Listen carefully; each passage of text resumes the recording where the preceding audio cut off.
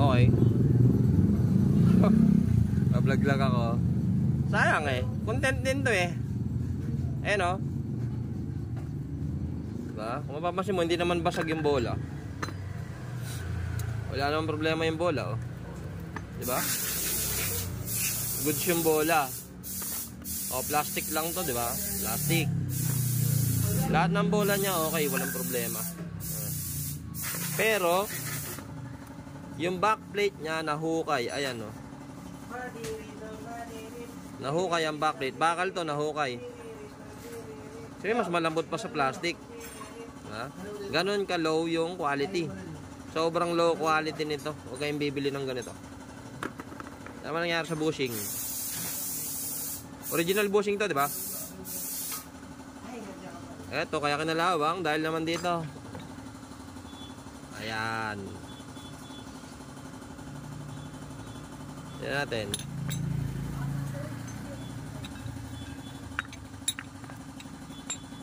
Ayan, oh. Alog. Ha?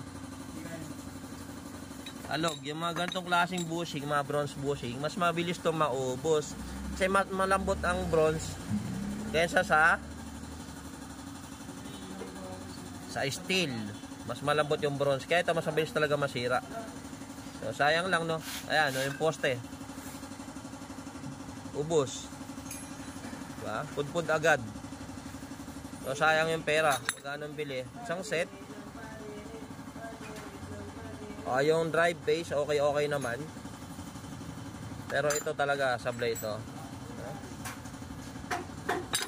Kaya kita nyo naman, diba? Nasira ng ganun-ganun lang. Okay lang to. Walang problema to. Bago. So, naka center spring. Ayun, ang problema mo. Kaya ka madragging. Naka pine thread pala to, no? So, hindi yung groove ang problema. Ayun, no? Yung grasa. Ayan. Pagka po ganyan may grasa sa bell nyo, ibig sabihin yan, sira itong oil seal ng torque drive. So, palitin yan pagka ganyan. Napalitan na ba yan? Hindi pa. O, yan. Papalitan natin yan. Sa ilalim. Okay naman yun sa ilalim. Pero ang palit po niyan, sabay ng sabay. So, papalitan yan. O, kaya ito nag-dragging dahil dito. Ayan, o. Puro grasa. Tapos, alog-alog. So, yun lang. Kung nakibibili ng ganito, papost ko yung itsura ng picture nito. Isang set. Diba? Pero hindi ako naniwalang kay Idol to eh. Iba talaga to. Baka na ano ka lang. Natokis ka lang nung seller. Kaya sabi eh, kanila yan. So kinabit dun, hindi ka rin sinabihan. Eh yun lang masakit. Hindi rin sinabi. Eh yun lang na, huwag kayo bibiling ganito. Peace.